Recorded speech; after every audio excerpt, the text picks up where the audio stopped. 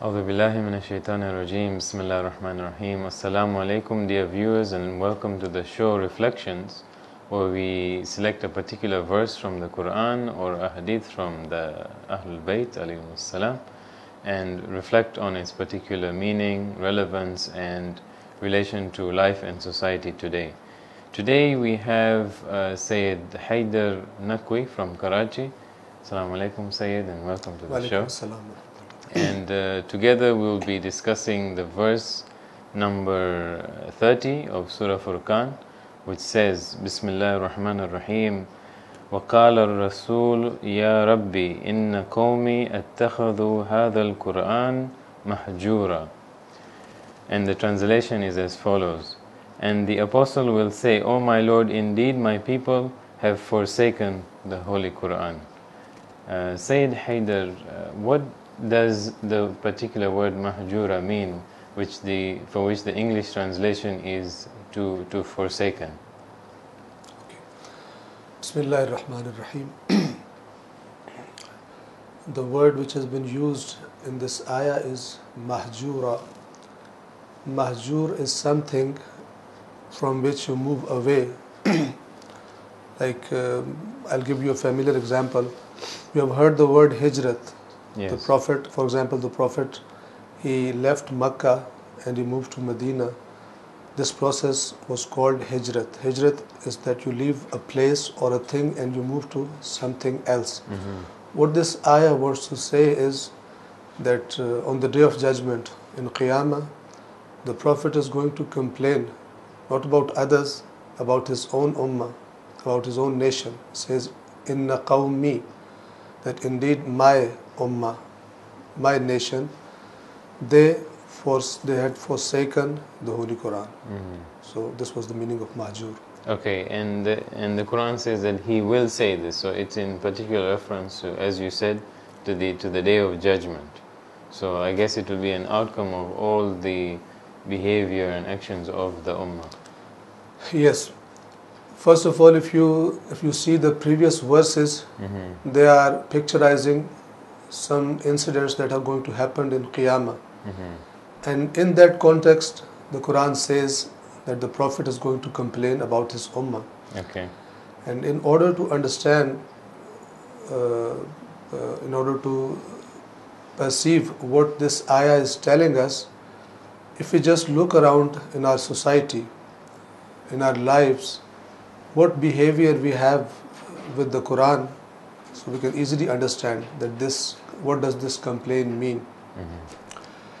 For example, most of us, our language is not Arabic, and we learn reciting the Quran in Arabic, but Quran is a message. We forget this.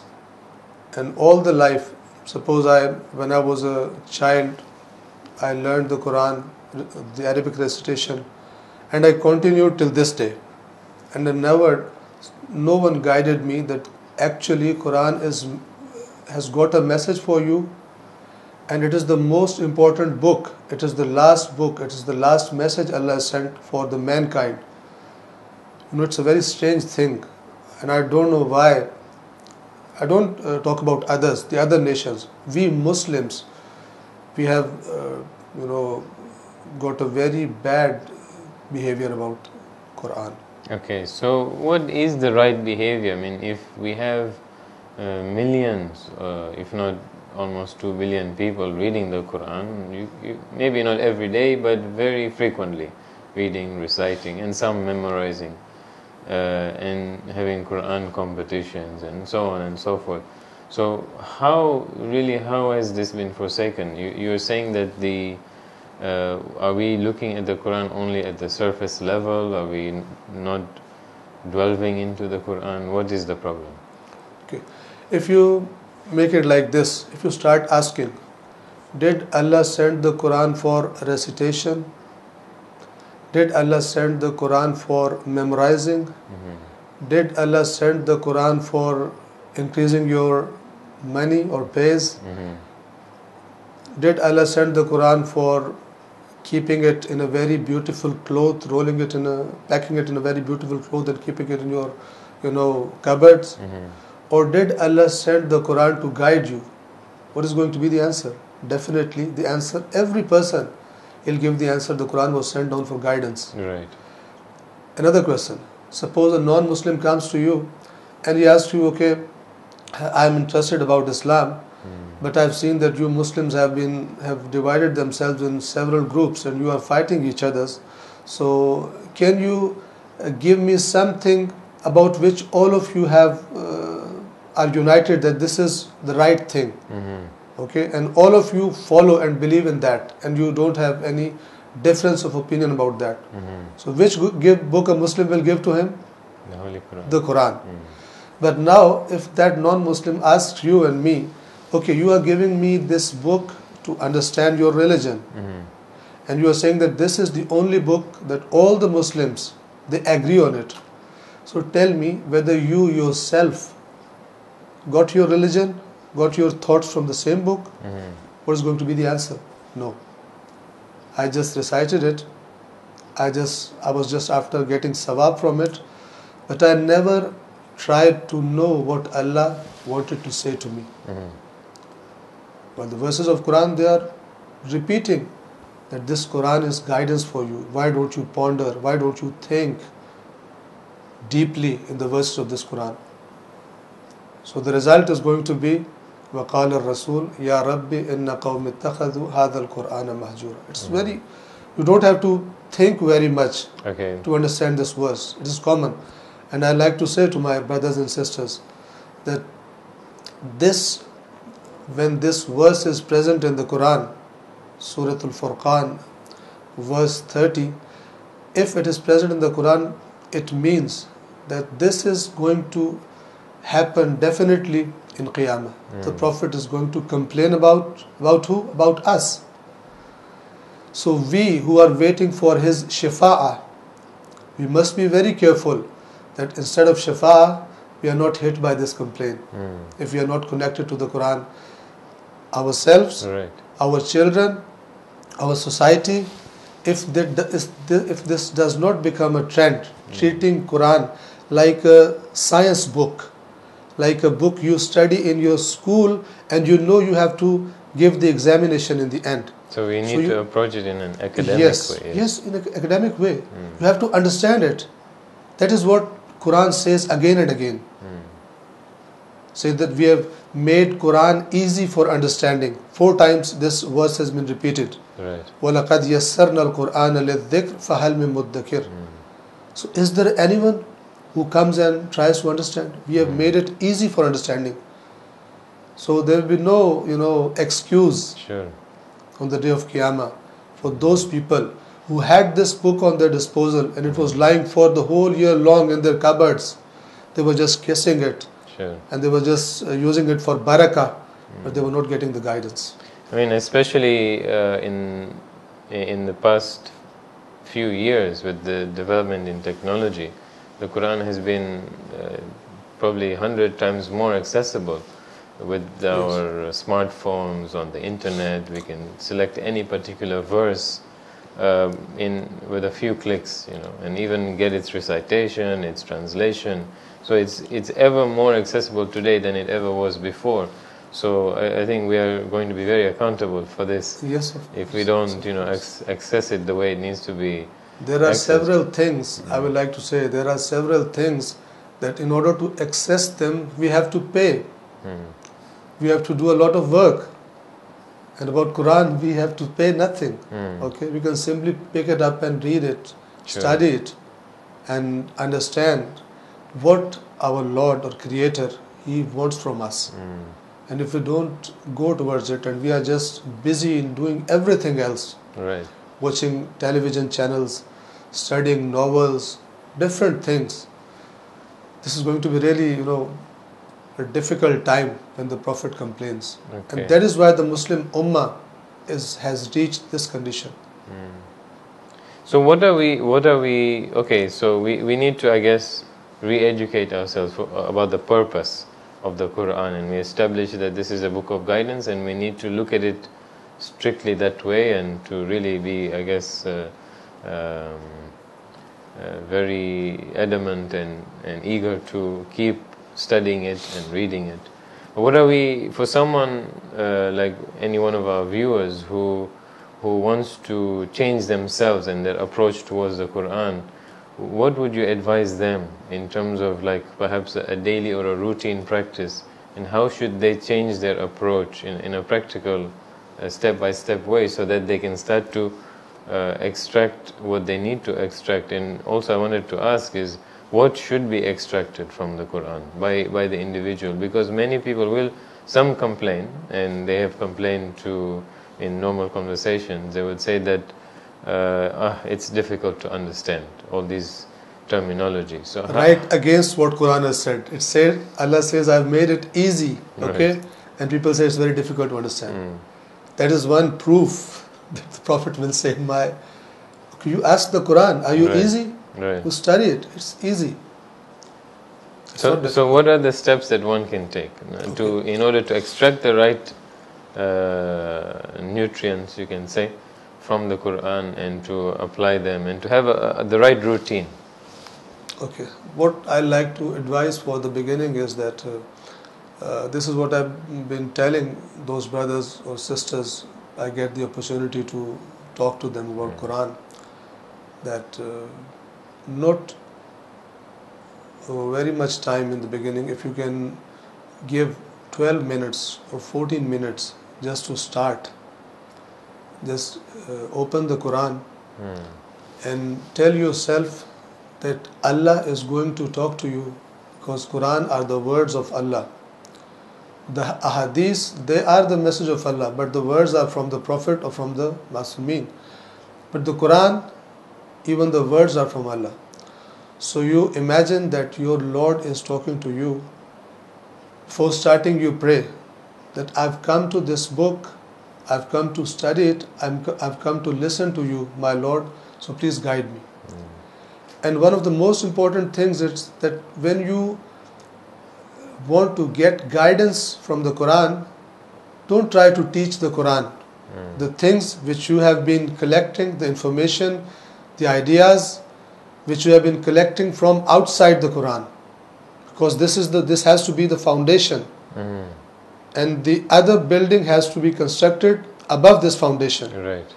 So what happens to the Muslims, why they are fighting, why they are divided, is that they get the religious information from all the other sources, secondary or whatever you say, and then when they come to the Quran, instead of making the Quran their guide, they try to guide the Quran. Okay, you said this, it means this. It means so and so, right? Okay? Yes. So this is not guidance. You are guiding the Quran.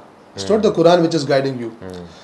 So how do you protect yourself from that? Because if you are naive, there's a high tendency to do this.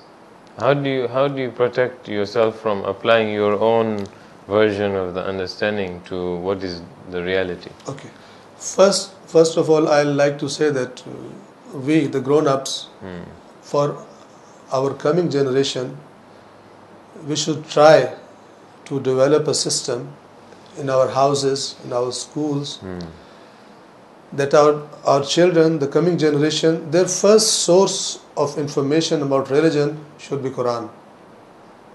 We should have good Quranic teachers whose ideas are based on Quran for the coming generation. What about us, who have been collecting from everywhere else and now we have come to the Quran? Right. What we can understand from Quran itself, it guides, it says that, okay, leave aside all your affiliations, your parties, your relationships, your ideas, leave everything. Wash your mind, okay, and then sit in front of the Quran and then pray to Allah that, oh Lord, guide me, then definitely it's going to guide you.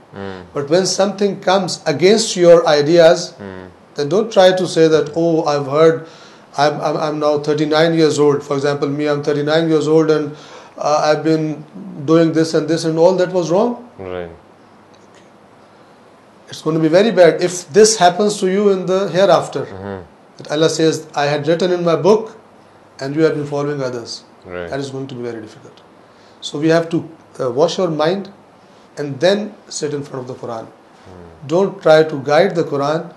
Instead, make Quran your guide. Okay, Sayyid, with that, I think let's take a break and we'll be back shortly after a few minutes, inshallah.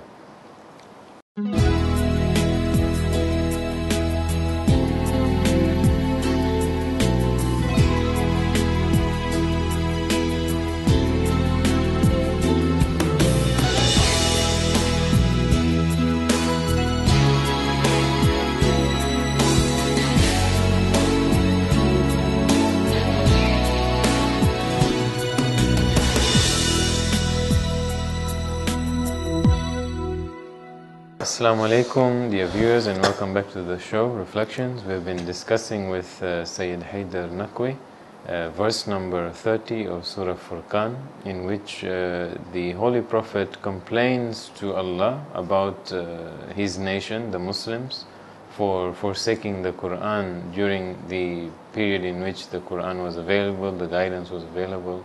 And we talked about, prior to the break, we talked about what it means to forsake the Quran and what the right approach should be towards the Quran, so that we try to minimize our distance from the Holy Quran and come closer to its reality and purpose and apply it to our lives. For the next part of the show, we'd like to talk about the socio-political impact of forsaking the Quran. First, let us begin with what has been the social effect for this nation to forsake the Quran? How is it? We can understand that if you disobey or you don't follow or don't come to know about the laws and the guidance from Allah subhanahu wa ta'ala, as an individual you'll be lost, you'll make mistakes and you'll suffer. It's as simple as that. But what is the impact on society, and what examples can you share that have been a direct result to society as a result of abandoning the Quran?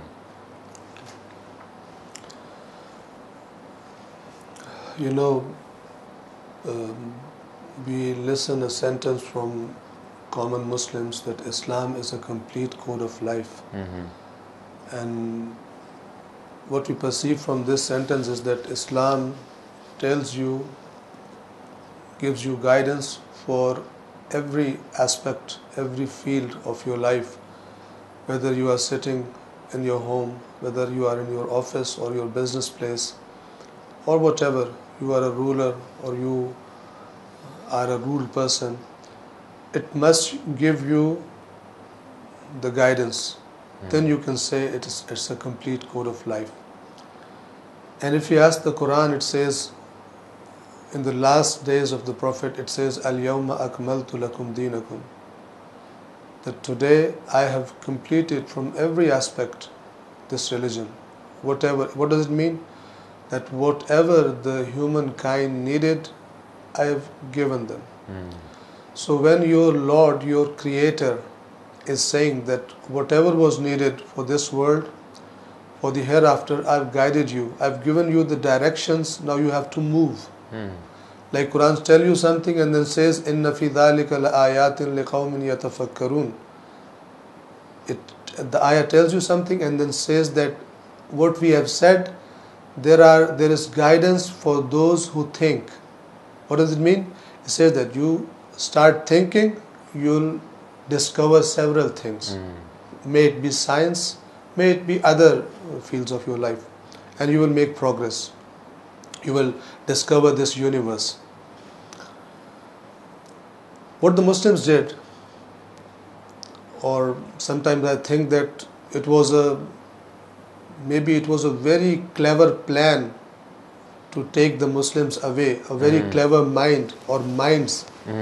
Maybe the Iblis, the Shaitan, and his friends, his awliya, like the Quran says, they sat and developed a plan that if they want to crush the Muslims, and not only the Muslims, because the Quran says, Ya ayyuhan nas, O mankind. It's a message for all the mankind. Message of peace, message of progress, message of living like brothers, message of helping others. But Shaitan, he doesn't want this, because he swore in the very beginning. So it was a very clever plan, very smart plan, how to get the Muslims away from the Quran. So slowly the concept of the sawab is there. When you do something for Allah, Allah will give you the sawab. Yes, yeah. But what he did was that he turned our attention only towards sawab, and he distracted us from the guidance. Because this was the only way from him to make the Muslims do what he likes. Make the inheritors of this book do what he likes and not what Allah wished. Right. So the results you can see. What happened in Karbala? Karbala comes out from Quran. Imam Hussein, he wanted to implement what Quran said, while others, they had tricked people by showing a Islamic face, but actually a satanic plan, a shaitani plan they wanted to follow. Right. So it was Imam Hussein's duty to save mankind, because this was the last message. No other prophet was going to come, no other book was going to come, and if this book was distorted, its interpretation, it was distorted, then the humankind will never be guided, like what Allah said. So Imam Hussein sacrificed everything and saved the actual face of religion. And what was a very big political problem, that you can't allow someone who disobeys Allah, someone who's following shaitan in his life, you can't allow him to sit on the highest place and control the society. Right. When he's bad himself, how can you guide you people to the right path? Yes. When he's bad and has Yes, selfish he is desires, going to create, his policies are going to create the same atmosphere where people commit sins. Right. Okay? He's going to put sanctions on the right people, so that message does not spread, because if it spreads, he cannot sit there. So that was what Imam Hussein did. Right. But like the same thing which we have done to the Quran, we have just turned it into a tool of getting sawab. Yes. Same we have done to Imam Hussein in Karbala. Yes. Well, it seems to be a very widespread cancer, this mentality of seeking rewards from the Quran, because you will see majority of the Muslims and the Shia, Sunni, all the sects, they think in exactly this manner. They perform their acts purely for the rewards. They will go for ziyarah, umrah, hajj, for the various levels of rewards. You get, a low level, medium and premium level reward. That seems to be the goal of most Muslims, and I guess it really needs to be addressed, especially by scholars. Yes. It's not, what I think is that it's a matter of common sense. How big a contradiction. You follow a prophet, you love a prophet who devoted all of his life to guide humanity, to serve humanity. You are following an Imam, Imam Hussein, who sacrificed his life, his children, everything to save this message of guidance for the humankind, to keep it in it, to preserve it in its actual face. Right. He sacrificed everything. We are the followers, how selfish we are. We just want to get favors from it, but we don't want to do anything for that. Right. So there's a big contradiction. When we say we love Imam, we must ask the Imam, what do you want from us today? Right. What do you expect from us today? You suffered so much in Karbala. You made such a big sacrifice. Tell us, we are your followers, we are your servants. What do you want from us? You want us to change? We'll change. You want us to spread this message? We'll spread this message. We never try to spread it. And all the humankind, we will be asked. We are the last ummah. What the Quran says, Kuntum khayra ummatun. You are ummatin. You are the best ummah. Right. Why? Ukhrijat linnas. You have been sent to guide other people. Ta'muruna bil ma'ruf wa tanhauna anil munkar. You ask people to do good things and you stop them from doing bad things. What did Imam Hussain do in Karbala? He said, Uridu an amura bil ma'ruf wa anha anil munkar. I have come out from my house, I have done this qiyam to ask people to do good things, to follow Allah, the message of Allah, and to stop doing bad things. Same what Quran has said. Now Allah is definitely going to ask that we say that we are the best ummah, Allah loves us so much. Like the previous religions, as Quran states, they used to do. We are the best people, we are the sons of Allah, we are the beloveds of Allah. Right. But Allah said, no. When you left the message, what Moses told you, when you left the message, what Jesus told you, you are not beloved. You are beloved when you follow the message. Same is to the Muslims. Right. And I used to say to my brothers that if there was another book coming after Quran from Allah, the things which Quran says about the previous religions and condemns them for their misdeeds, worse than that, it was going to say about the Muslims. Right. That we gave you such a beautiful program, and what you did to this, you just got some selfish ideas to just get benefits. You wanted to do whatever you like, what shaitan wants from you, and then you wanted the Prophet to do shafa'a for you. You wanted Imam Hussain to do shafa'a for you. Right. So this is total contradiction. And we call for the reappearance of our current Imam as well. Without. That's why he's not coming. Right. That's why he's not coming. For this type of selfish type of nation, the Imam is not going to come. Yes. If you study the Quran, your mind becomes clear. When Imam is going to come? When people are really waiting for. Okay, a person who's a cheater, can he wait for Imam?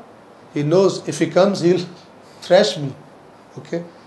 Because he won't. How was Mawla Ali? He was killed because of his justice. Right. Okay. Many people deserted him. They went to the other person. Why? Because he was very strict. Why did you eat this? Why did you eat the Baitul Mal? I'm going to get it back from you. I'm going to fight with you if I get the chance. So they loved leaving Mawla Ali and going to the other side. Yes. Because there so was if no I am wrong. a cheater in my business, anything I am doing, if I am not a well-wisher for the humankind, I can't be a real person who's waiting for the Imam. It needs some qualities. And when these qualities will come into existence in a group of people, in a large group of people, then Imam will come. But for people like us, he's not going to come. Because Allah gave us 11. And what we did to them is clear. So the 12th and the last one, Allah will watch when we get fed up from these systems, when we get fed up from following shaitan, okay, then we'll become the proper muntazireen, the waiters. And when we become the proper waiters, then the Imam is going to come. Yes, I'm glad you mentioned about being fed up about this system, because in a sense we have at a macro level, if you look at this verse and how it talks about how the Ummah has forsaken the Quran, it has not only forsaken its guidance for the personal level of guidance, but also the socio-political level of guidance has also been forsaken, because the Quran presents a whole system, as you said, a system, and in any system and ideology you have the system of economics and politics and governance, etc. And if you look at the system that we have today, even in Muslim countries, with the exception of the Islamic Republic, the system, the foundation of that system is not the Holy Quran. So this needs to, I guess, change.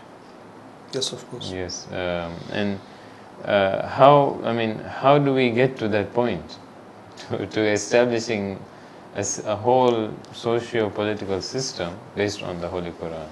In my opinion, each and every Muslim, it is obligatory for him, first of all, if he wants to solve the problems, his personal problems, the problems of the society, the problems of the whole humankind, if he wants to solve. Because you know what Allah said when He was creating man? He said, Inni ja'ilun fil ardi khalifa. I am sending my Khalifa. Okay? What does Khalifa mean? Khalifa means that when someone is not present, the other person sits on his place and does whatever he had to do. Okay. What does Allah's Khalifa mean? That He will pursue on this earth what Allah wants. The society which we have created, was this the society Allah wanted? Was this the society for which Allah created this universe? People killing each other, people hating each other, a few people gathering, controlling all the wealth of the world, and a large number of people dying without food, without water to drink. So definitely, how we can change this? First of all, the thing which we have left, we must come back to it. The Quran, it shows you the picture, how Allah wants to see this world. And then, in whichever field you are working, you can fit yourself that from this place, if I want to work for the big cause, what shall I do? How should I act? Is my duty just to gather money? Just to work like an animal? And just to enjoy life? Is this my duty, what Quran wants? Right. Or no? So when you become attached to the Quran, then slowly things will begin to change. And your values become the Quranic values. But if your value is luxury, if your value is, wearing branded dresses and buying new cars, showing off, you love to show off to other people. Yes. Okay? When these are the values, then there's the complaint. وَقَالَ الرَّسُولُ يَا رَبِّ إِنَّ قَوْمِ اتَّخَذُوا هَذَا الْقُرْآنَ مَهْجُورًا. Other ummahs will be asked. Allah is going to ask every prophet and his ummah. But the most important question is going to be from us, because we were the last. Right. And Allah will say that, okay, kuntum khayra ummatin, you were the best ones. Why did you left Amr bil Maruf? Why did you leave, Nahi al Munkar? You followed Imam Hussain. How come you say you are the followers of Imam Hussain when you have nothing to do with the society? Yes. Okay, let everybody mind their own business. So this was not Quran taught. This was not Imam Hussain taught. Okay, Sayyid, with those very thought-provoking words, I think we can close the show, and I thank you very much for sharing your knowledge and your wisdom with us today. And inshallah, we'll be having you back in this show once again in the near future. Inshallah. I'd also like to thank you very much for giving me this opportunity. Okay, may Allah bless you. Thank you. Thank you, dear viewers, for joining us for this show, and inshallah, we'll see you soon on the next episode of Reflections. Assalamu alaikum wa rahmatullahi wa barakatuh.